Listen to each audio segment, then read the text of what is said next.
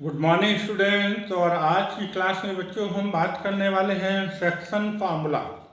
तो there are three types of the section formula, internal division, external division and mid point. Mid point भी section formula में आता है। तो देखिए यहाँ पर किस तरीके से सबसे पहले हम फार्मूले अपने क्लियर कर लें और उसके बाद फिर क्वेश्चन करना आपके लिए बहुत आसान हो जाएंगे। तो चलिए हम बात करें section formula.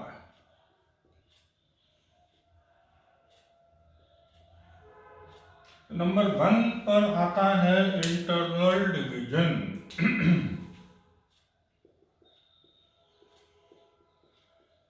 Internal division.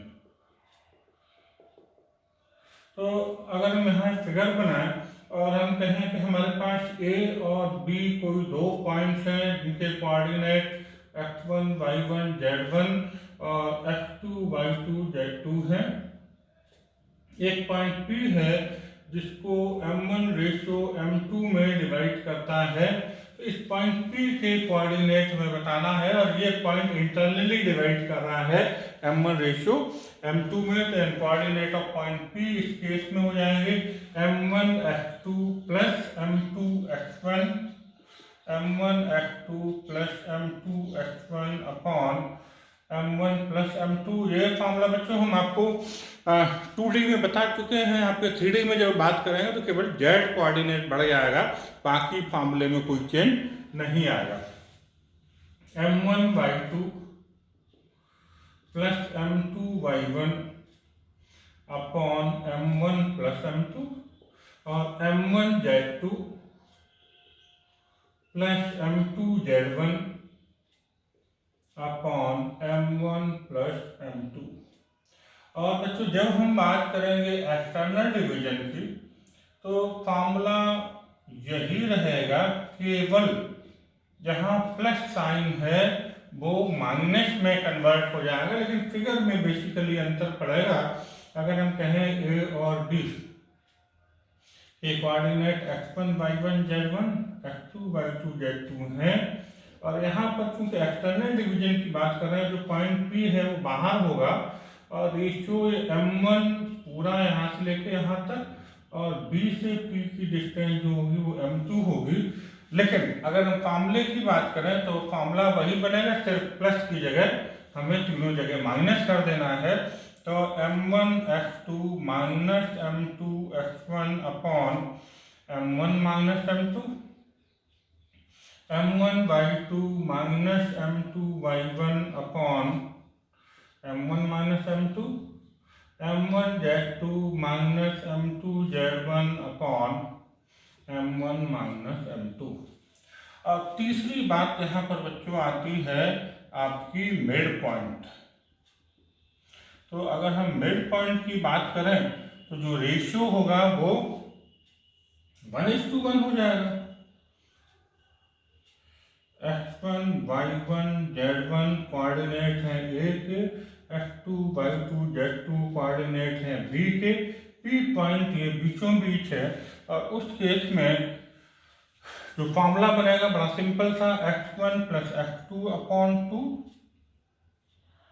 y1 plus y2 upon 2 और z1 प्लस z2 अपॉन 2। तो बच्चों अब हम इन तीनों फार्मूलों पे बेस्ड आपको क्वेश्चन कराने वाले हैं और ये क्वेश्चन भी जो 2D में आप क्वेश्चन कर चुके हैं उनसे ही मिलते जुलते मैं फिर बोल रहा हूँ। केवल यहाँ पे z कोऑर्डिनेट का अंतर पड़ेगा, चाहे इंटरनल डिवीजन की बात हो, चाहे एक्सटर्नल डिवीजन की बात हो, चाहे मिड पॉइंट की बात हो, सारे का सारा करने का तरीका वही है, ओनली z कोऑर्डिनेट आपका आगे बढ़ जाएगा। तो बच्चों हम यहाँ पर एक ही क्वेश्चन के अंदर दो क्वेश्चन करने वाले हैं, एक इंटरनल डिवीजन का और एक एक्सटर्नल डिवीजन का। क्वेश्चन है find the coordinate of the point which divide the line segment joining the point -2 3 5 and 1 4 6 in the ratio of 2:3 internally and 2:3 externally.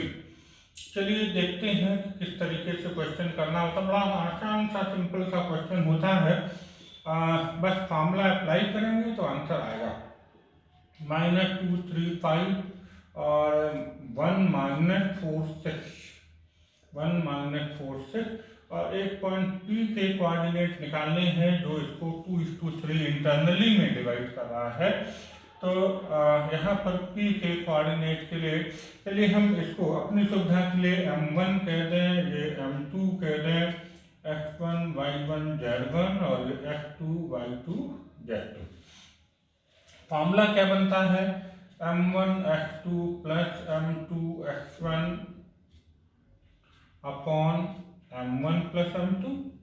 दूसरा M1 Y2 plus M2 Y1 upon M1 plus M2 और M1 Z2 plus M2 Z1 upon M1 plus M2। ये internal division का formula है। फॉर्मूले में ये point fit करेंगे तो हमारा आंसर यहाँ पर आ जाएगा M1 X2। जरा संभल के करना है, गलती होने के चांसेस बने रहते हैं कि अगर हमने एक भी पॉइंट इधर उधर रख दिया तो फिर हमारा आंसर यहाँ पे रॉन्ग हो जाएगा। तो 2 × 1 plus 3 × -2 upon 2 plus 3, 2 × -4 plus 3 × 3 upon 2 plus 3, 2 × 6 plus 3 × 5 upon 2 plus 3।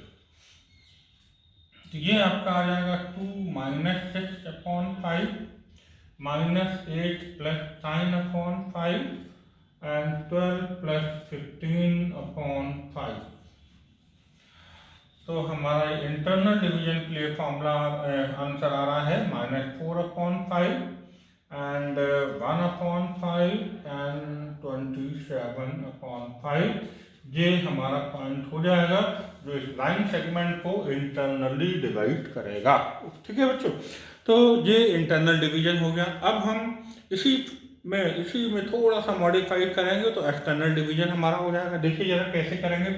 अगर हम सेकेंड पार्ट की बात करें तो पूरे कोऑर्डिनेट भी वही है, रेशियो भी वही है, सिर्फ फार्मूला हमारा क्या चेंज होगा, जहाँ प्लस लगा है वहाँ माइनस हो जाएगा। बस इतना सा चेंज करके और हमारा ये एक्सटर्नल डिवीजन के लिए आंसर आएगा। अगर आप चेंज करना चाहें तो आप चेंज कर सकते हो, आगे P करके 2 पूरा हो जाएगा और 3 यहाँ तक हो जाएगा, आप कर सकते हैं। यहाँ पर नंबर का भी कोई फर्क नहीं पड़ेगा, सिर्फ और सिर्फ साइन चेंज होंगे, बाकी नंबरिंग फॉर्मूला आप देखते हैं वही का वही होता है, इसलिए कोई खास चेंज आने वाला नहीं है। अब आप देखेंगे कि माइनस इंटू माइनस प्लस हो जाएगा, ये -8 एंड -9 होगा, ये 12 -15 होगा। और अब यहाँ पर फर्क पड़ेगा। अच्छा, दूसरा नीचे भी आपका क्या होगा, M1 - M2 होने वाला है, तो यहाँ पर भी सब जगह क्या आएगा, -1 -1 -1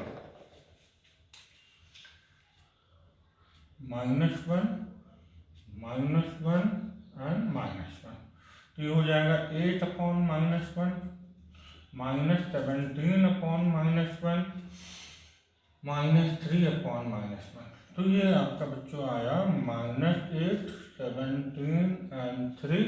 तो ये पॉइंट जो है वो इस लाइन AB को 2:3 में एक्सटर्नली डिवाइड कराएगा ये पॉइंट। ओके, तो इस तरीके से हम ये इंटरनल डिवीजन और एक्सटर्नल डिवीजन के फॉर्मूले लगा के क्वेश्चन कर लेते हैं। अब क्वेश्चन कोई भी हो, पॉइंट कोई भी हो, रेशियो कोई भी दिया हो, हमें उससे कोई फर्क नहीं पड़ता है। अगर हमें कॉन्सेप्ट क्लियर है तो ऐसा कोई भी क्वेश्चन इंटरनल डिवीजन का हो या एक्सटर्नल डिवीजन का हो हम कर पाएंगे। तो बच्चों अब अगला क्वेश्चन आप देखेंगे यहाँ पर, in which ratio did the plane 2x + y - z = 3 divide the line joining the point 2 1 3 and 4 -2 5। तो यहाँ पर हम एक रफ फिगर बना लें कि ये A और B पॉइंट सपोज कर लें और ये हैं 2 1 3 एंड 4 -2 5, और हम कहें ये एक प्लेन है 2x plus Y minus Z equal to 3, जो कि इसको लैम्डा इस टू 1 में डिवाइड करा। जब भी रेशियो निकालने की बात आए, चाहे वो प्लेन कट कर रहा हो, प्लेन यहाँ पे देखिए बच्चों, यहाँ कई तरीके के प्लेन आपको दे सकता है। ये तो फुल प्लेन दे दिया है, अदरवाइज वो कह दे कि X Y Z, X Y plane, Y Z plane, Z X plane, तो उसका भी हम बता देंगे उसको कैसे करना है। तो अभी हम इसको करें यहाँ पे। तो हम ये मान लेंगे, और ये कोऑर्डिनेट इसको कहते हैं पी। ये प्लेन जो है लाइन ए बी को पी पॉइंट पे कट कर रहा है। तो let the plane 1 या let the given plane divide the line AB in the ratio of lambda is to 1। हमने मान लिया कि ये lambda is to 1 में इसको डिवाइड करता है। तो अब देखिए हम यहाँ इंटरनल डिवीजन का फॉर्मूला लगा के पॉइंट P के कोऑर्डिनेट निकाल लेंगे। तो P के कोऑर्डिनेट क्या निकलने वाले हैं, 4 lambda plus 2 upon lambda plus 1। Formula कौन सा लग रहा है, m1 f2 plus m2 f1 upon m1 plus m2। इसी तरीके से minus 2 lambda plus 1 upon lambda plus 1, और इसी तरीके से हम कह दें 5 lambda plus 3 upon lambda plus 1। Okay, तो ये P पॉइंट हम देख रहे हैं इस प्लेन के ऊपर है, जो प्लेन दिया है। इसका मतलब ये पॉइंट P इस प्लेन को सेटिस्फाई करेगा। तो जैसे ही हम इस पॉइंट P को, इस प्लेन को सेटिस्फाई कराएंगे, लैम्डा की वैल्यू आ जाएगी और यही हमारा रेशियो होगा। तो देखिए जरा, हम यहाँ कहेंगे देयरफॉर, ये बोला point P lies on given plane,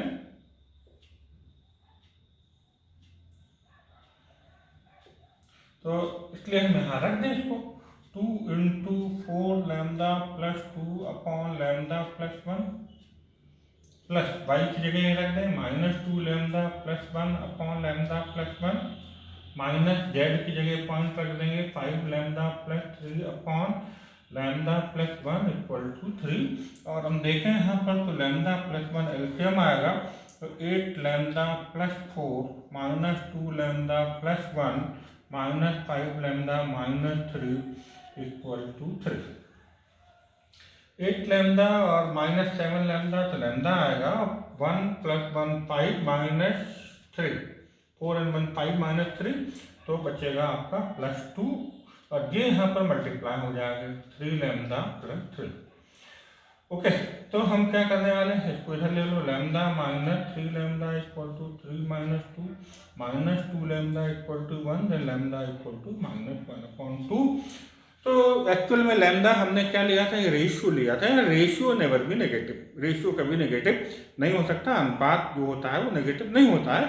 तो यहाँ पर नेगेटिव साइन का मतलब क्या है, नेगेटिव साइन यहाँ पे ये रिप्रेजेंट कर रहा है जो डिवीजन है वो एक्सटर्नल डिवीजन हो रहा है। तो यहाँ पर आंसर लिखते वक्त हम लिखेंगे देयरफॉर रेशियो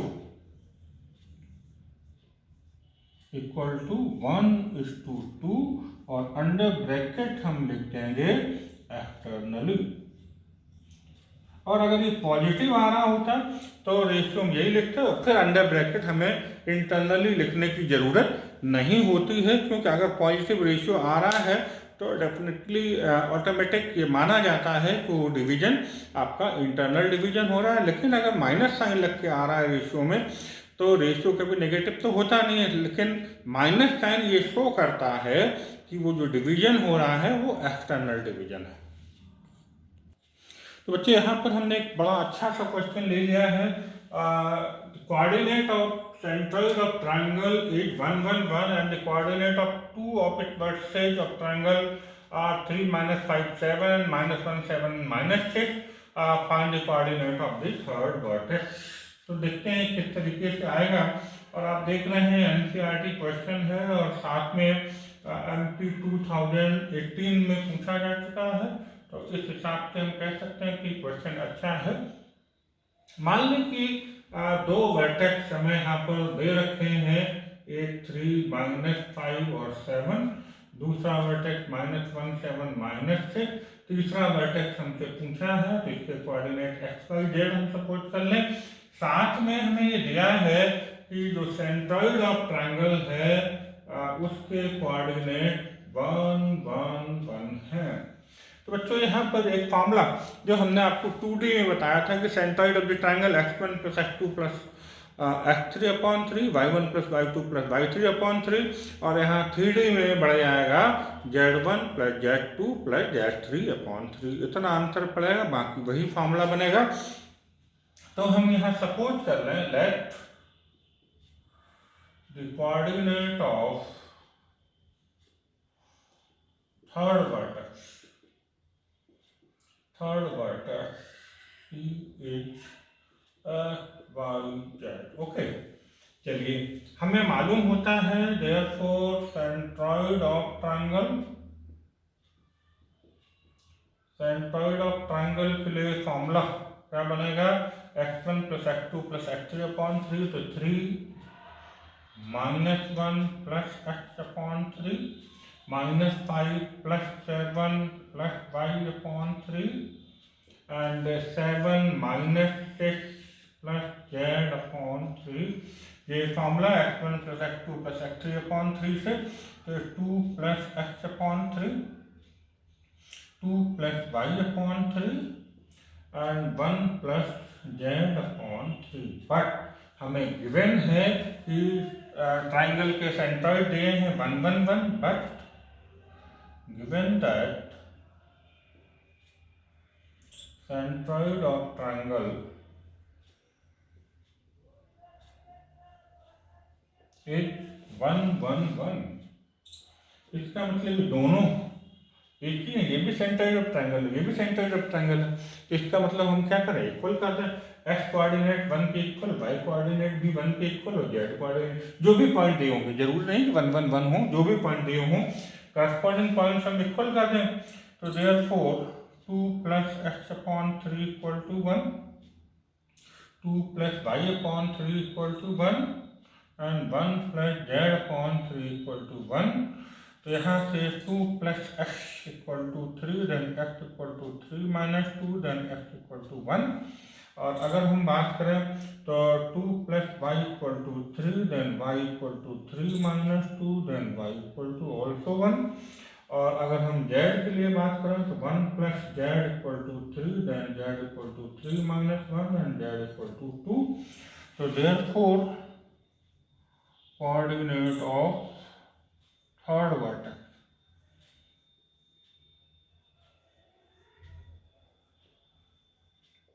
क्या हो जाएंगे, 1 1 2 1 1 2, और यही हमारा आंसर हो जाएगा। तो बड़ा सिंपल सा क्वेश्चन होता है इस तरीके का, लेकिन इम्पॉर्टेंट क्वेश्चन होता है। मैं फिर बोलूं कि पॉइंट्स क्या दिए हैं इससे कोई फ़र्क नहीं पड़ता, आपको क्वेश्चन करना आना चाहिए। कॉन्सेप्ट अगर आपको क्लियर है तो फिर आप इस टाइप के बहुत सारे क्वेश्चन अपने आप भी कर सकते हैं। तो बच्चों अब हमने नेक्स्ट क्वेश्चन यहाँ लिया है, find the ratio in which the line segment joining the point 4 8 10 and 6 10 - 8 is divided by the YZ plane. अब यहाँ पे YZ प्लेन दिया है और हमसे पूछा है वो लाइन सेगमेंट AB को किस रेशियो में डिवाइड करता है, जबकि A और B के पॉइंट्स हमें यहाँ पर दिए हैं। और अगर हम ये कह लें कि ये हमारा YZ प्लेन है और ये AB को P पॉइंट पे कट कर रहा है, और हम हमेशा जब भी रेशो की बात आती है तो हम रेशो λ/1 लेके चलते हैं। तो यहाँ लेट कर लें, let the plane YZ divide the line segment AB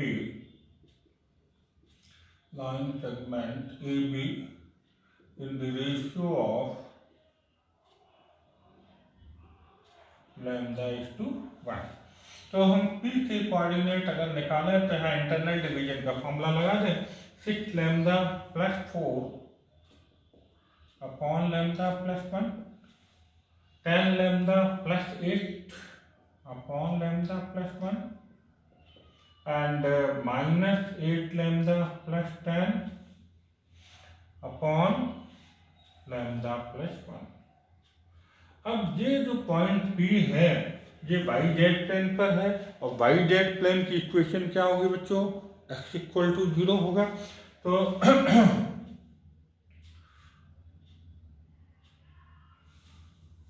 equation of Y Z plane, equation of Y Z plane, तो हम कह दें x equal to 0। Okay, but the point P lies on the yz plane और ये yz plane पे लाई कर रहा है, इसका मतलब yz प्लेन को सेटिस्फाई करेगा।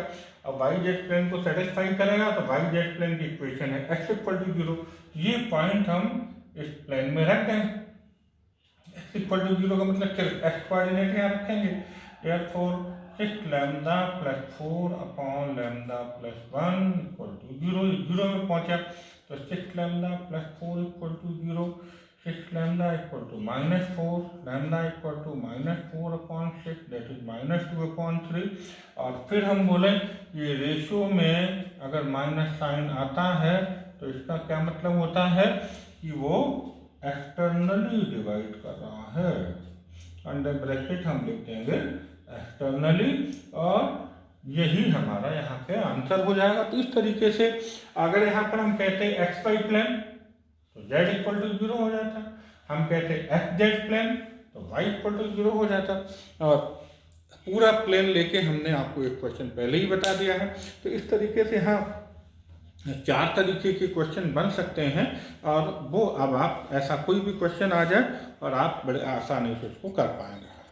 तो अब अगला क्वेश्चन बच्चों हमने यहाँ पे लिया है, using section formula prove that 3 point this and this are collinear.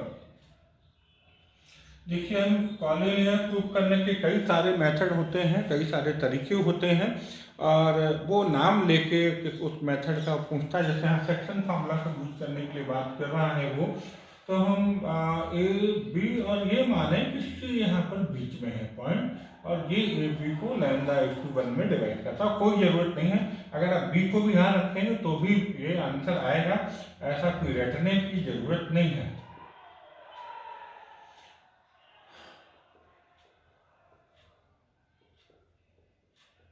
हम ये मान के चलते हैं कि पॉइंट सी लेफ्ट,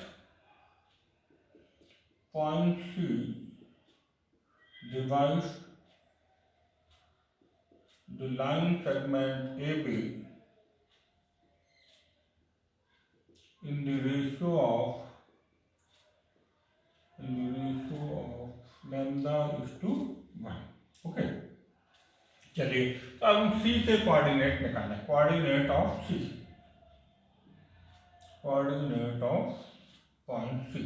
तो C के अगर हम कोऑर्डिनेट यहाँ निकालें तो इंटरनल डिवीजन का फॉर्मूला लगा दें, तो 2 lambda minus 4 upon lambda plus 1, 4 lambda plus 6 upon lambda plus 1, formula लगा रहे हैं m1 f2 plus m2 x1 upon m1 plus m2, और 6 lambda plus 1 into 10 upon lambda plus 1।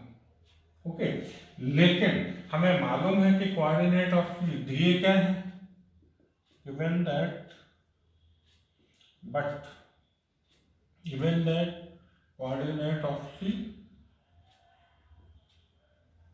क्या दिया है 14 0 -2। तो इनको बारी बारी से इक्वल करें और अगर लैम्डा की वैल्यू सेम निकल आए, एक जैसी निकल आए, तो हम कह देंगे ये कोऑर्डिनेट हैं। देखिए जरा, therefore 2 lambda minus 4 upon lambda plus 1 equal to 14।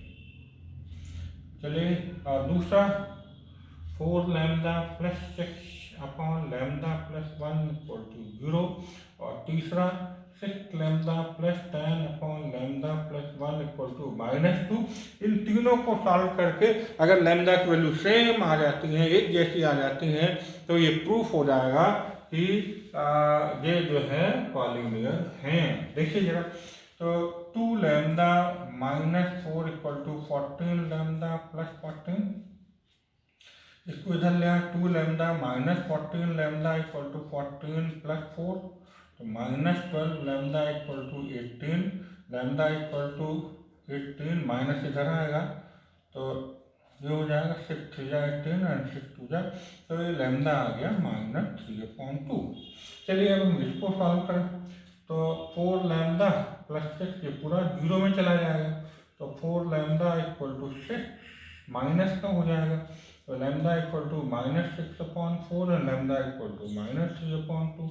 और अगर हम यहाँ पर आगे की बात करें तो ये आपका 6 lambda plus 10 equal to 2 lambda plus 2, तो 6 lambda -2 lambda equal to 2 minus 10, 4 lambda equal to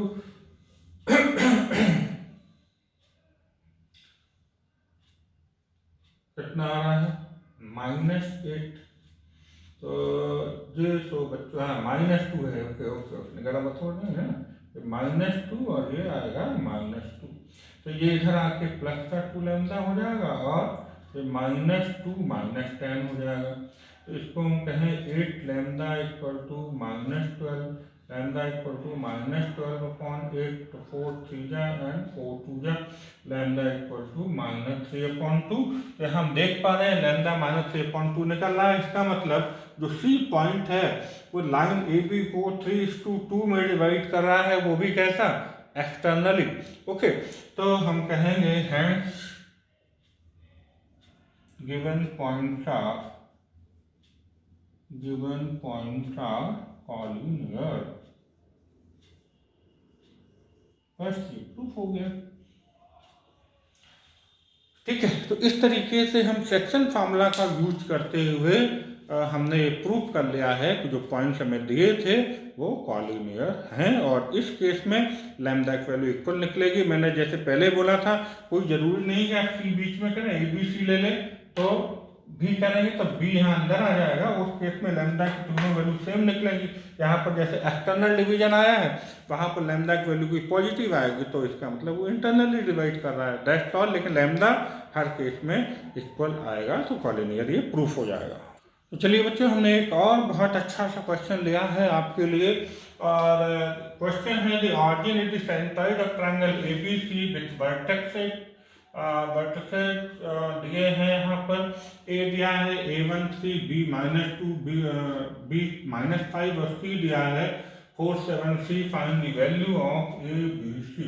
एक यहाँ पर अगर हम फिगर बना लें ट्रायंगल ABC का, तो वर्टेक्स यहाँ है A13 -2 B -5 एंड 4 7 C। साथ में दिया है कि इस ट्रायंगल का जो सेंट्रॉइड है वो ऑरिजिन पर है, दैट इज 0 0 0।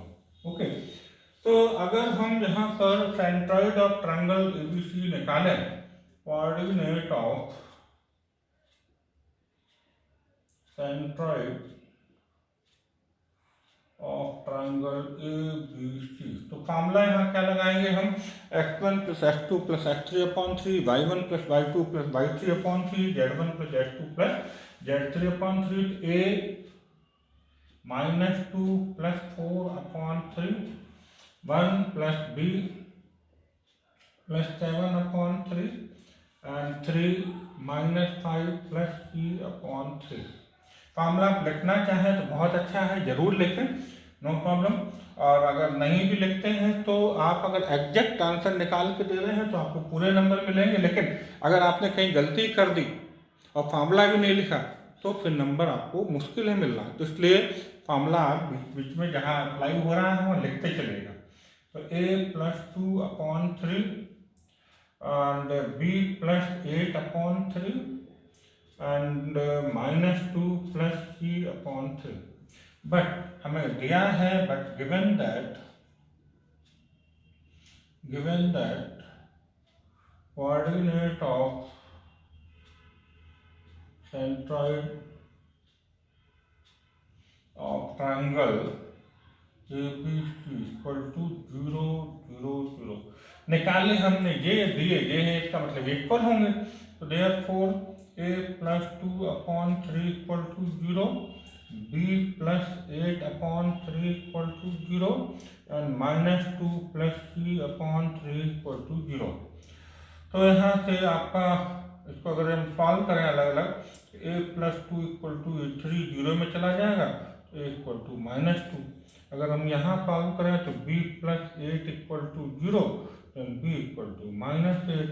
और अगर हम इसको सॉल्व करें तो minus 2 plus C equal to 3 0 में जाएगा तो सी इक्वल टू 2। तो इस तरीके से ए बी सी की वैल्यू आ गई।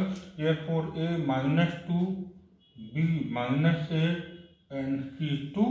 और ये क्वेश्चन हमने यहाँ पर इस तरीके से कर लिया है। तो बच्चों ऐसा और भी क्वेश्चन बदल के दे सकता है, यहाँ पर कोऑर्डिनेट बदल दे, सेंटाइड ऑफ ट्रायंगल की वैल्यू बदल दे, तो बहुत सारे क्वेश्चन बन सकते हैं और आप इस तरीके से बहुत सारे क्वेश्चन कर सकते हैं। और क्वेश्चन की आप प्रैक्टिस करिएगा जिससे आपका कॉन्फिडेंस लेवल डेवलप हो और आप कोई भी क्वेश्चन आए तो आप कर पाएँ। ओके बच्चों, थैंक यू।